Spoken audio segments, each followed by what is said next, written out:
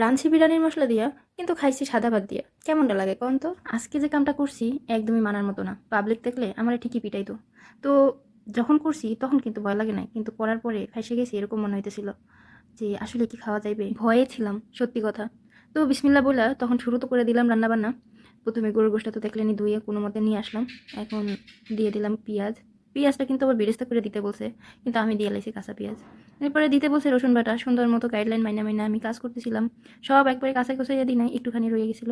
এরপরে নিলাম আদা বাটা, ২ কোষ আদা বাটা নিয়ে এসে তাও দিয়ে দিলাম। এখানে আসলে আদা আর রসুন বাটা আরেকটু বেশি দিলে ভালো হইতো। যাক যা গেছে গেছে, খাইয়ে তো লাইছি, সমস্যা নাই। তো যাই হোক ওইটুকুই দিয়া এরপর গাইডলাইন দেখতেছিলাম কি কি যেন আরও দিতে কইছে, ভালো করে চাইয়া দেখা পরে দেখলাম আচ্ছা সরি দধি দিতে বলছে। তো ওই যে গতদিন দধি বানাইছিলাম, আপনাকে তো দেখাইছি। সেই দধিটাই দিয়ে দিলাম। যা আছে আমার তাই দিয়েই তো কাজ সারতে হবে, শত্রুর মোকাবেলা করতে হবে বলে কথা। তো যাই হোক সেখান থেকেও পর্যাপ্ত পরিমাণে দিছি। এখন পরে মনে হচ্ছে যে যদি আরও দিলে ভালো হতো, সব কম কম হয়ে গেছে রে। আচ্ছা যাই হোক, তারপরে যে সেই বিরিয়ানির মশলা কাইটটা সেটা দিয়ে দিলাম। এবার ভালো করে কষাই বসাই নিতে হবে। আচ্ছা আপনারা কি একটা জিনিস খেয়াল করছেন? আমি না তেল দিতে ভুলে গেছি।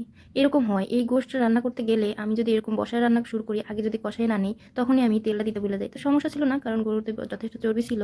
ওই জন্য তেল না দিলেও সমস্যা হয় না। এই পাশে পানি ফুটাই নিতে হবে, কারণ গরম পানিটা দিলে টেস্ট নাকি ভালো আসে। তো আমি সবসময় কষানোর পরে এখানে গরম পানিটাই দেওয়ার চেষ্টা করি সবসময়। আগে তো এক মনে রান্না করতাম, আর এখন তো ভিডিও করার লেগে ব্রেনের মেমোরির একটা পাশ খালি রাখতে হয়। তো তার কারণে অনেক কিছু ভুলে যাই। যেমন রান্না করতে করতে আমি লবণ দিতে গেছি, তো এখন আবার লবণটা দিয়ে নিতেছি।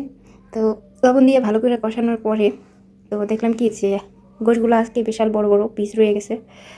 এগুলো একটু ছোটো করলে ভালো হতো। তো মনে হলো না, যে সময় লেট হয়েছে এই সময়ের মধ্যে এর মধ্যে রাখলে আমার রান্না বান্নার ১২টা বেজে যাবে, সরি ৩টা বেজে যাবে। তো রান্না শেষ হবে না, পরে নিয়ে নিলাম প্রেশার কুকারে। ব্যাস এখানে আধা ঘন্টার খেলা ফতে হয়ে যাবে। এই যে প্রেশার কুকারে নিয়ে ১০-১২টা সিটি দিয়ে দেবো। সেই ফাঁকে আবার আলু কাইটা গুছাই রাখছি। আলুগুলারে আবার হলুদ আর লবণ দিয়ে ভালো করে উল্টে পাল্টে সটে করে নিচ্ছি। এগুলোরে এখন আবার প্রেশার কুকার এটারেও বন্ধ কইরা ঠান্ডা কইরা দেনের মধ্যে দিতে হবে। ওই যে ঢাকনা খোলার লিগে আবার কত বাহানা করতে হয় না। তো সেটা করে টইরা এটারে একটু ছটে করে এর ভিতর দিয়ে দিলাম। দিয়ে এখন চিন্তা করতেছিলাম যে পোলাও ছাড়া মানে চাউল ছাড়া বিরিয়ানি রান্না করতেছি, কিন্তু খাইতে কেমন হবে। এই বালতিখানিক পানি রয়েছে এখনও এর মধ্যে, চিন্তা করে পাইতেছি না আসলে কি করা উচিত। মোট কথা চাউল ছাড়া বিরিয়ানির মশলা দিয়ে বিপদে পড়ছি। এদিকে হলুদ দিতে পারতেছি না, গরম মশলা দিতে পারছি না, কি একটা বিরক্তিকর অবস্থা। পরে বিসমিল্লাহ কইয়া চুলাটা ধরাই দিয়া মনে যা যা চাইছে সব দিছি। কি কি দিয়েছি শুনবেন? কাঁচামচু কইরা পরে চিন্তা করে দেখলাম না, এরকম মনে হয় খাইতে পারবো না, মানিজ্জত সব যাবে। পরে সাহস করে কি করছি, গরম মশলা দিয়ে দিছি। কতখানি গরম মশলা দিছি তাতেও শান্তি লাগতেছে না, না আরও কিছু দেওয়া উচিত। এরপরে কি দিছি, সয়া সস দিছি। চিন্তা করেন গরুর মাংসেও সয়া সস দিছি, তাও নাকি এরকম রান্নায়। সয়া সস দিয়ে তাতেও শান্তি পাচ্ছিলাম না। পরে কি করছি, আবার কতগুলো গুঁড়া শুকনো মরিচ লইয়েছি, শুকনো মরিচগুলো দিয়ে দিছি। যা যা আছে কপালে হবে, দেখা যাক কি হয়। যদি খাইতে পারি তাহলে ভিডিওটা পাবলিশ করবো, আর নাইলে করবো না, এই চিন্তা ছিল প্রথম দিকে। পরে রান্নাবান্না করে চুপচাপ বসেছিলাম, দেখি কাস্টমারের কী রিভিউ আসে। পরে দেখলাম বাহ এরা তো মজা করেই খাইছে। জিজ্ঞেস করলাম কেমন হয়েছে, কোনো গন্ধ পাও?